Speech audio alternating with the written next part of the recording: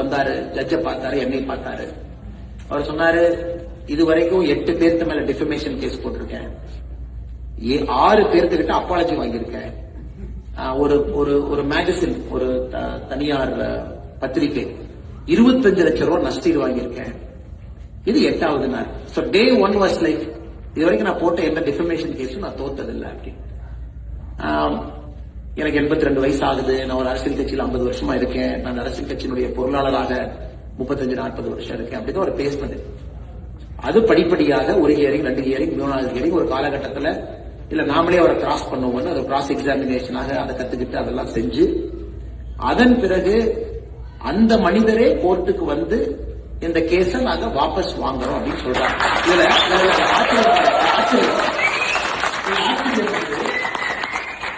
ஒரு 4 பேர் பத்திரிகையில் எழுதுறான். அப்ப அவரு வாபஸ் வாங்குறோம்னா இவங்க 2 பேரும் காம்ப்ரமைஸ் ஆயிட்டாங்களா? அப்ப அண்ணாமலை காம்ப்ரமைஸ் சொன்னாங்க. அப்பதான் நான் நினைச்சேன், முதல்ல சில பேருக்கு, ஒரு பத்திரிகை நண்பர்களுக்கு பேசிக் அறிவு நம்ம கொடுக்கணும். யாரோ ஒருத்தர் என் மேல கேஸ் ஃபைல் பண்றாங்க, I am the accused, somebody files a case on me. Case file பண்ணவங்க அதை வாபஸ் வாங்குறாங்க. அப்ப whatever got to do with case file பண்ணவங்களுக்கும் எனக்கு என்ன சம்பந்தம்? கேஸ் ஃபைல் பண்ணவங்க எப்பனாலும் வாபஸ் வாங்கலாம், எனக்கு அதுக்கும் எந்த சம்பந்தம் இல்லை. இந்த கேஸ் நடக்க கோர்ட்ல ஒரு ஏதோ ஒன்று சொல்றாரு, நான் அந்த கோர்ட்ல அங்கேயே சொல்றேன், என்னை பத்தி அவதூறு சொல்றாரு, நான் இங்கேயே கேஸ் ஃபைல் பண்ணுவேன் மறுபடியும். அதுக்கு அவர் சொல்றாரு, இல்ல கோர்ட்டுக்குள்ள பேசுற விஷயம் ப்ரொடெக்டட், கோர்ட்டுக்குள்ள நம்ம பேசுற விஷயம் வந்து protected, not a public place. நான் ஆர்கியூ பண்றேன், இல்ல 50 பேர் பாத்துட்டு இருக்காங்க, எனக்கு அதெல்லாம் என் மனசு எனக்கு கஷ்டமாகுது, என்னை பத்தி தவறா சொல்றாரு, we have to file a case, சண்டை போட்டு அந்த கேஸை அக்செப்ட் ஆகும். அந்த ஜட்ஜு என் கம்ப்ளைண்ட் வாங்கிக்கிறாரு, கம்ப்ளைண்ட்டுக்கு நம்பர் ஆகும். அப்ப அந்த ஆப்போசிட் தரப்பினுடைய வழக்கறிஞர் சொல்றாரு, இல்ல சுப்ரீம் கோர்ட்டுடைய ஜட்ஜ்மெண்ட் இருக்கு, கிராஸ் எக்ஸாமினேஷன் அப்ப பேசக்கூடிய விஷயத்துக்கு நீங்க எஃப்ஐஆர் நீங்க போட முடியாது. You cannot file a defamation inside the court, பப்ளிக்ல பேசினா தான். அது நம்பர் ஆகாம ஒரு கம்ப்ளைண்ட் இதே ஃபைல் இருக்கு. சோ இந்த மனிதன் கேஸ் போட்ட ஒரு மனிதன் போய் வாபஸ் வாங்குறாரு, நம்பர் ஆகாத ஃபைல் அது இருக்கு, அதுக்கு 2 பேர் எழுதுறாங்க. அப்ப அண்ணாமலை கேஸ வாபஸ் வாங்கினாரா, அவரு கேஸ வாபஸ் வாங்கினாரா? திரும்பி. அதனால this is the level of political discourse it has come. நான் ஒரு ட்வீட் போட்டேன், நான் சொன்னது எல்லாம் உண்மை, இன்னைக்கு உண்மை, நாளைக்கு உண்மை. இதுவரைக்கும் நான் யாரை பத்தி என்ன பேசணும் தொடர்ந்து அதை பேசுவேன், அதுல எந்த மாற்று கருத்தும் இல்லை, அதை சந்திச்சுக்கலாம். எதுக்காக இந்த பாயிண்ட் நான் சொல்றேன் அப்படின்னாங்க, நான் கரப்ஷனுக்காக personally I paid a price. சண்டை, சச்சரவு, கேஸ், லோட்டு லூசுக்கு ஏறுறது இறங்குறது, இந்த வேலை. தமிழ்நாட்டில் கரப்ஷன் கட்டுக்குள்ள வருது அப்படிங்கறதுங்க ஒரு நாகரிக குடிமகனாக வெரி வெரி ஹாப்பி.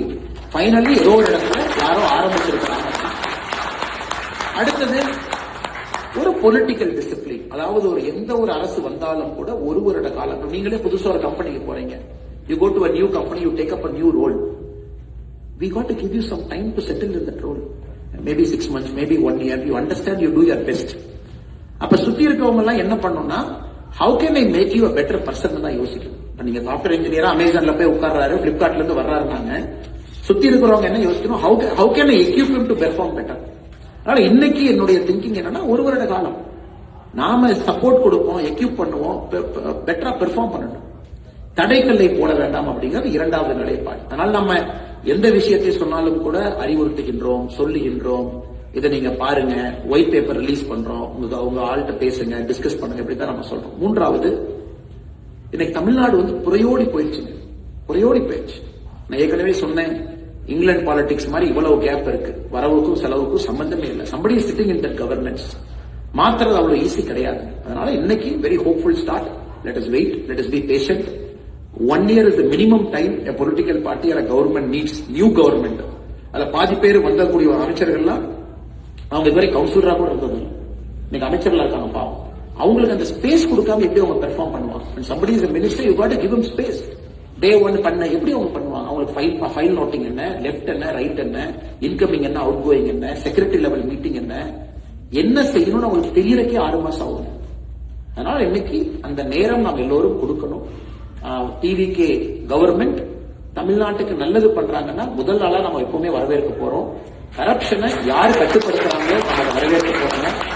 நீங்க கேட்ட கேள்விக்கு இதான் என்னுடைய நிலைப்பாடு.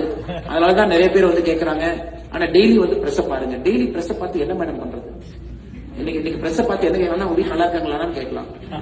ஜேர்னலிஸ்ட் உங்களை பத்தி ஆனா உங்க வீட்டு நல்லா இருக்காங்களான்னு கேட்கலாம். இது ரெண்டை தவிர நீங்க என்ன கேட்க முடியும்? நான் ஏற்கனவே சொல்லிட்டேன், அரசுக்கு நேரம் கொடுக்கணும். என்ன நீங்க பேசுவீங்க? உங்கள்ட்ட கேட்க நிறைய இருக்கும்னா, ஏன்னா திரும்ப இந்த சர்க்கஸ்குள்ள போகக்கூடாது அப்படிங்கறது அந்த நிலைப்பாடுகள். நீங்க விஜய் பத்தி என்ன நினைக்கிறீங்க? அண்ணா அதை ஒரு வருஷம் விடுங்கண்ணா. இல்ல அவர் டெல்லி போயிட்டதை பத்தி என்ன நினைக்கிறீங்க? அப்பதான் போயிட்டு வந்தார், கொஞ்சம் விடுங்க. இந்த மினிஸ்டரை பத்தி சொன்ன பத்தி கருத்து என்ன? திரும்ப இதுக்குள்ளேயே நீங்க மாட்டும் பொழுது எப்படி ஒரு புதிய அரசியல் நீங்க செய்ய போறீங்க? How will you do a new politics? இதுல இருந்து வெளியே வர வேண்டும் என்ற முயற்சி செய்கின்றோம். இதை செய்யணும். அதனால கண்டிப்பா அதை நோக்கி செய்வோம். 2 கால் 4 கால் நிற்போம். நிறைய தலைவர்களை உருவாக்கணும். அதனால நம்பிக்கையோடு வந்திருக்கக்கூடிய எல்லா பெரியவர்களுக்கும் ஒரு பெரிய நன்றியை இந்த நேரத்தில் தெரிவிச்சுக்கிட்டு, ஒரு பெரிய லாங் வீக்கெண்ட். நான் ஏற்கனவே அரவிந்த் அவங்ககிட்ட சொன்னேன், யாரையும் ரஷ் பண்ண வேண்டாம். கண்டிப்பா நம்ம புகைப்படம் எடுக்கிறோம்னு நினைக்கிறவங்க நம்ம இருந்து புகைப்படம் எடுப்போம். ஒரு பக்கம் அவங்க வர்றாங்க, 1 மணி நேரம் 2 மணி நேரம் ஆனாலும் புகைப்படம் எடுத்து எல்லாத்தையும் நம்ம அனுப்புவோம். ஏன்னா lot of people are coming to love.